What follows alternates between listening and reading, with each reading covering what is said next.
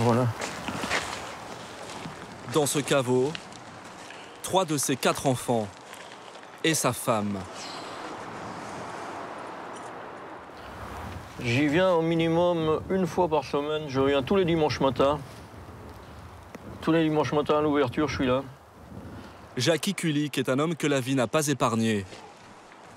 En 1976, il a perdu 2 enfants dans un accident de voiture le lendemain de Noël. En 2002, sa fille Elodie, 24 ans, a été violée et tuée. Peu après ce drame, son épouse s'est suicidée. Jackie Kulik a juré de faire condamner les responsables du meurtre de sa fille. Quand vous avez été privé de tout ce que vous aimiez, vous ne pouvez avoir que du chagrin. Hein. Du chagrin et de la haine. De la haine pour ces assassins, parce que bon, vous savez, il y a ma fille qui est là. Ils l'ont assassinée, mais on peut en dire autant pour mon épouse. Hein. On peut en dire autant pour mon épouse. Hein. Ils ont largement contribué. Hein. 12 ans après le drame, le meurtre de sa fille est toujours impuni.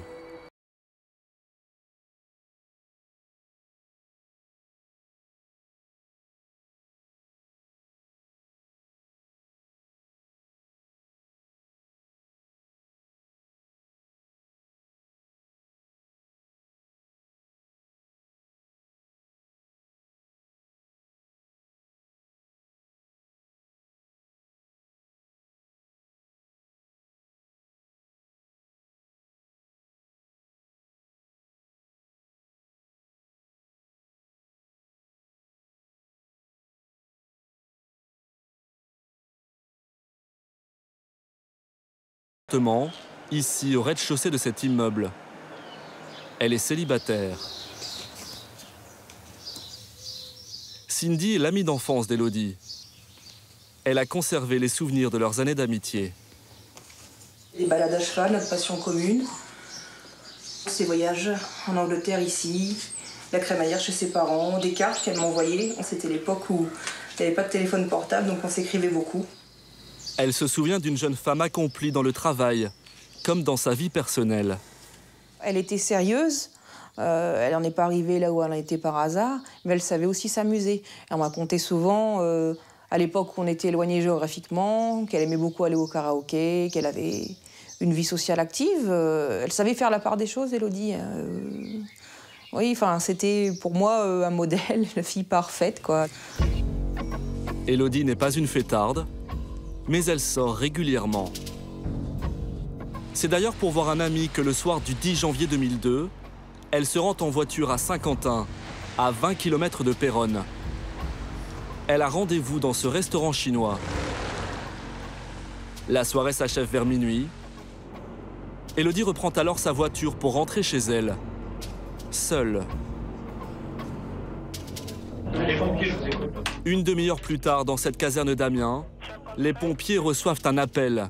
C'est Elodie. Elle hurle. L'avocat de son père a entendu les 26 secondes de l'enregistrement de cet appel. Aucun mot n'est compréhensible. Un moment insoutenable. On entend avant tout des hurlements de terreur. Et on entend en arrière-fond de manière très peu audible plusieurs voix masculines dont on ne distingue pas clairement les paroles, mais dont on semble penser qu'elles sont marquées par un accent picard. Qui sont ces 2 hommes? Et pourquoi ces cris d'Elodie? Une demi-heure plus tard, cette nuit du 10 au 11 janvier, entre Saint-Quentin et Péronne, les gendarmes retrouvent une voiture accidentée, celle d'Elodie. Le véhicule est sur le toit, il a fait plusieurs tonneaux. Elodie, elle, est introuvable. Le lendemain, sa photo fait la une du journal. On parle alors d'une simple disparition. Mais les enquêteurs et les proches se montrent très inquiets. C'est vraisemblablement un kidnapping. 2 choses, elle n'avait aucune raison de perdre le contrôle. Et d'autre part, l'enregistrement de ces cris a eu lieu vraisemblablement au moment où elle est dans la voiture et où elle voit les auteurs arriver. S'il s'agissait d'un pur accident et qu'elle voit des passants venir lui porter secours, elle ne serait pas dans cet état de terreur qui transpire de cet appel. Ce serait donc un guet-apens qui a viré au drame. 48 heures plus tard, le corps sans vie de la jeune femme est retrouvé à 10 km des lieux de l'accident. Ici, sur cet ancien site militaire devenu décharge. Un endroit isolé, éloigné des grands axes de circulation.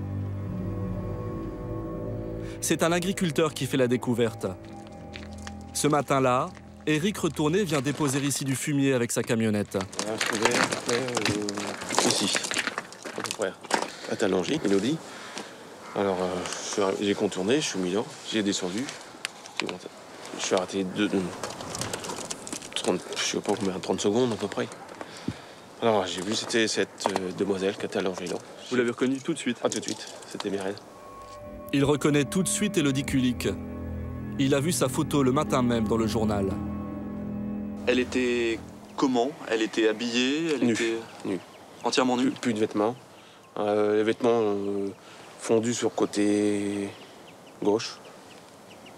Mais bon, c'était son corps.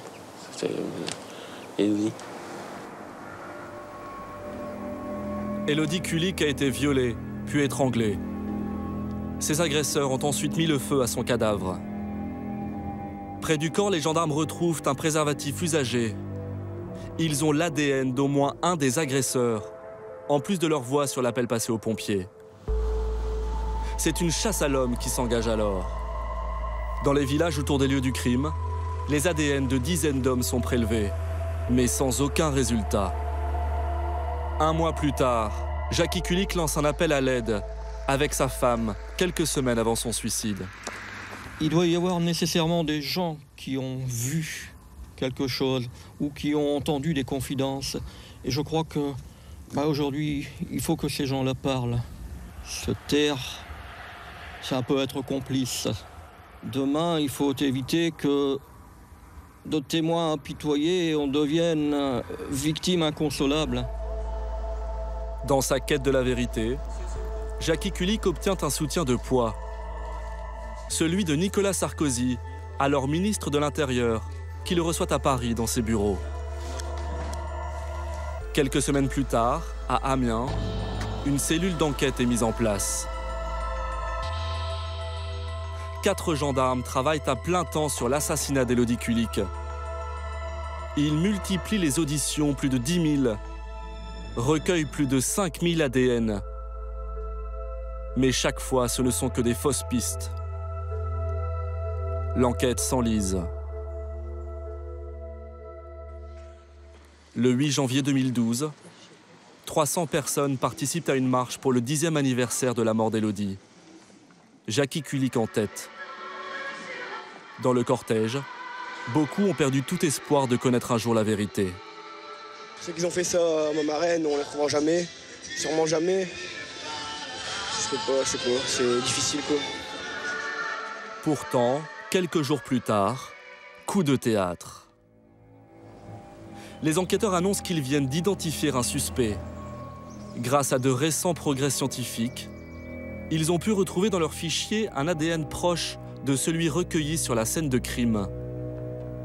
Cet ADN appartient à 7 hommes, fichés après une condamnation pour agression sexuelle et habitant la région. Les enquêteurs prélèvent également l'ADN de sa femme. Et là aussi, le code génétique est très ressemblant. La conclusion est scientifique. L'ADN retrouvé près du corps d'Élodie ne peut être que celui de leur descendant, leur fils. Il s'appelle Grégory Viard. Il est artisan et père de famille. Mais le jeune homme est décédé, tué à 24 ans dans un accident de voiture, 1 an et demi après le meurtre d'Élodie Kulik. Au cimetière, les gendarmes exhument son corps pour prélever son ADN. Il correspond parfaitement à celui de la scène de crime. Grégory Viard avait-il le profil d'un assassin et d'un violeur? Le jeune homme habitait ce village à seulement 10 km des lieux du meurtre. Il travaillait ici dans l'entreprise de plomberie de son père. Une ancienne petite amie en dresse un portrait peu élogieux. Selon elle, Grégory Viard l'a trompé. Il pouvait aussi se montrer violent. Je l'ai connu, bon, il avait 16-17 ans, donc c'était quelqu'un comme les jeunes, qui aimait bien rigoler, qui aimait bien sortir. Il aimait beaucoup avoir des copains, c'était beaucoup les copains. Il a déjà été violent avec moi aussi. J'ai une anecdote, on s'était disputés, et j'étais dans ma chambre, en fait, j'étais en chemise de nuit, et, il m'a arrosé d'eau. Et il a pris, vous savez, c'est des chargeurs électriques, vous savez, qu'on donne des... Il m'a dit, si tu bouges, je te donne un coup. Il vous faisait peur parfois? Oui.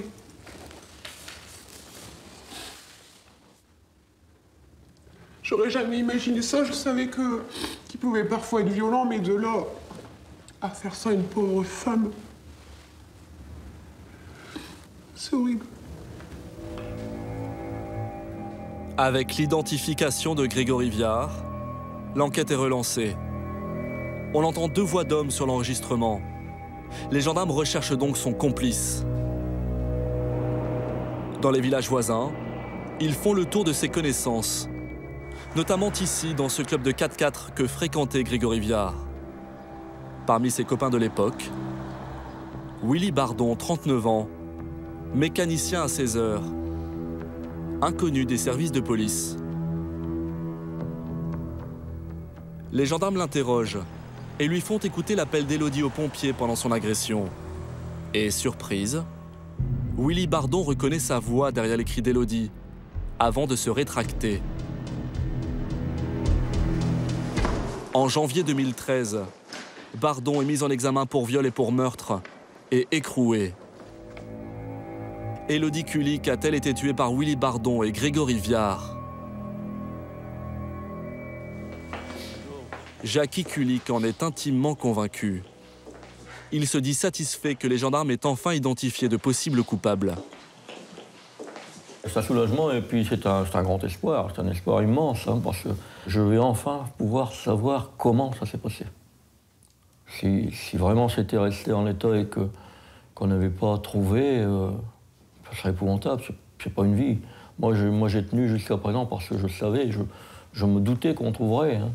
Mais vous savez, s'il n'y a pas d'espoir... Pourtant, ce n'est pas encore la fin des épreuves pour Jackie Kulik. Fin avril, Willy Bardon est sorti de la prison d'Amiens où il était incarcéré. Les juges ont accepté sa demande de remise en liberté sous bracelet électronique. Pour l'avocat de Willy Bardon, les charges contre son client sont trop faibles. Son ADN n'a pas été retrouvé sur les lieux du crime. Et l'enregistrement, selon lui, n'est pas une preuve fiable. On travaille sur un enregistrement qui est d'abord court de 26 secondes, sur lequel on identifie des voix sur un temps très court, c'est-à-dire une sur 0,9 secondes, l'autre sur 2 secondes, et que dans ces conditions, compte tenu du caractère émotionnel de cet enregistrement et également des conditions techniques, il me semble particulièrement difficile, pour ne pas dire impossible, d'identifier une voix. Willy Bardon reste mis en examen, assigné à résidence dans un lieu tenu secret. Nous avons pu le rencontrer. Il n'a pas souhaité s'exprimer devant notre caméra, mais nous a livré sa version des faits. Je n'ai pas reconnu ma voix sur l'enregistrement de l'appel d'Élodie aux pompiers. J'ai dit que ça pouvait ressembler à ma voix, c'est tout. Tout ce que j'ai à me reprocher, c'est d'avoir connu Grégory Viard. On m'a pourri la vie, on m'a enfermé, on a fait croire des choses à Monsieur Kulik. Je n'ai jamais agressé une femme de ma vie. Malgré ces dénégations, Willy Bardon est à ce jour l'unique suspect mis en examen dans l'affaire. Les magistrats ont demandé un complément d'enquête avant de fixer ou non une date de procès. 12 ans après le drame, l'enquête se poursuit pour élucider enfin le mystère du viol et du meurtre d'Élodie Kulik.